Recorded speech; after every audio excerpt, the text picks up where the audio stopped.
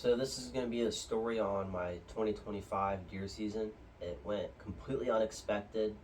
Um, was not the way I thought things would shape up or anywhere near how I thought it would happen, but um, this is the story of the biggest buck of my life to date, and obviously I'm going to continue to hunt and hopefully beat this guy, but he is an amazing deer and it was such a great experience, and I'm going to go into the story of everything that happened this year because it's a lot.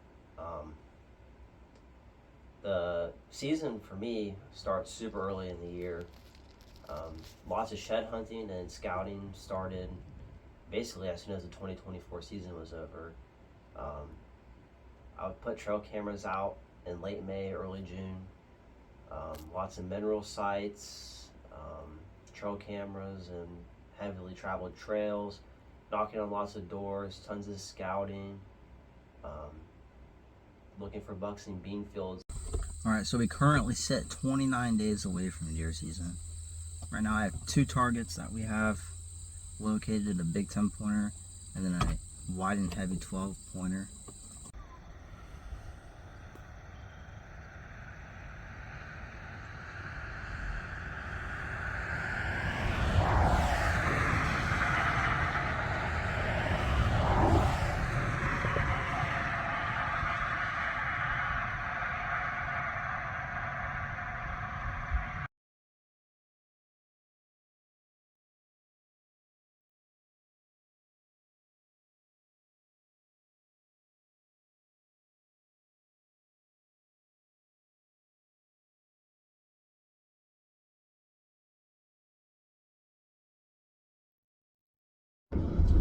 So today is opening day of the 2025 deer season. We're going after a buck in an urban area called Wide and Heavy. He's a big 10 or 11 pointer, I believe.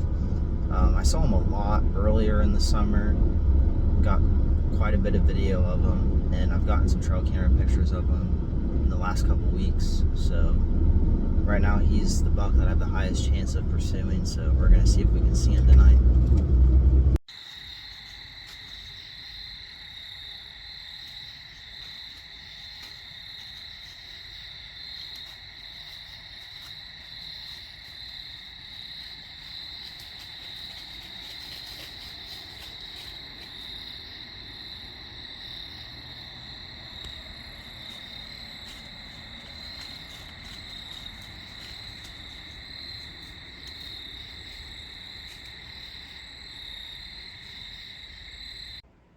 So as the 2025 season progressed, a lot of challenges arose.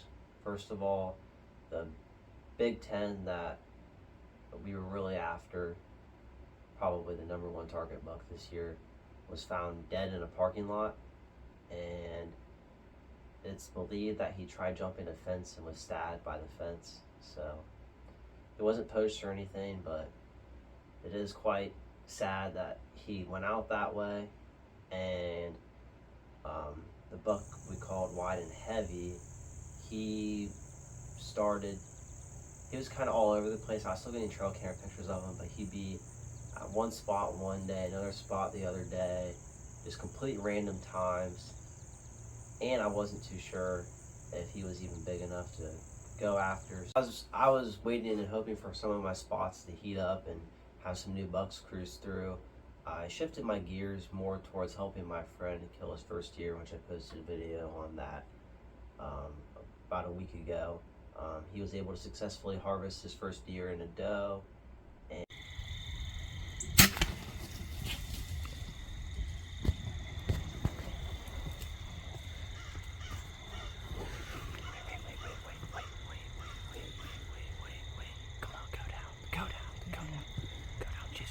She's dying. You smoked her. You smoked her. She's gonna go down in the field. Yeah! Oh my god. I just smoked her. She's down in the field. Oh my god. Oh, she's. Yes, she just dropped. Oh my yes. No. Come on. as for me, none of my spots were really picking up that much. Couple of smaller bucks here and there. So I went to the drawing boards again. I took some of my spots down. I took some climbing sticks down and a blind down, and I went out and knocked on some more doors and was able to secure a spot and start hunting there. Alright guys, this is the first, well this is my second sit at this spot. I just got it earlier this week.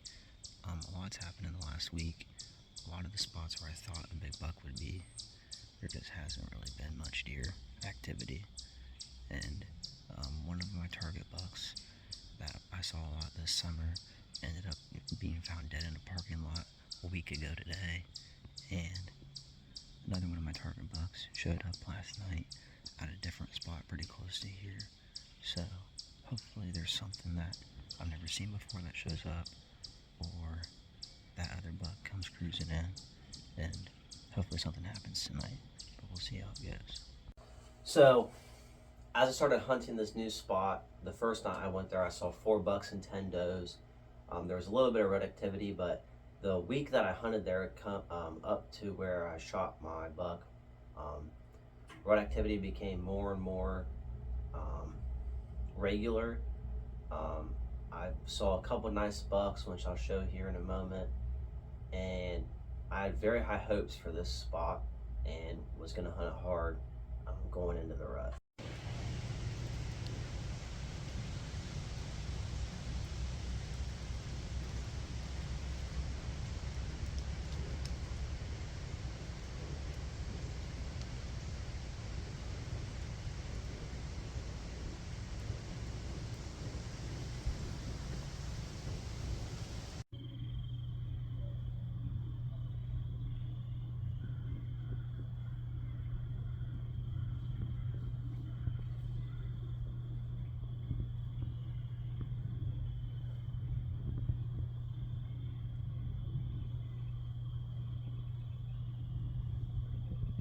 So as I continued to hunt at this spot, the landowner approached me one day when I stopped by to dump corn and told me that he had a video of a nice buck in his front yard last season, and it was a nice heavy 10 or 11, maybe 12 pointer. I'm not too sure. The video is kind of hard to see, but you could definitely tell that it had a good frame and a good amount of mass, and that let me know that there was definitely some nice deer in that area, and of a really nice buck. And I got a picture of another nice buck on trail camera.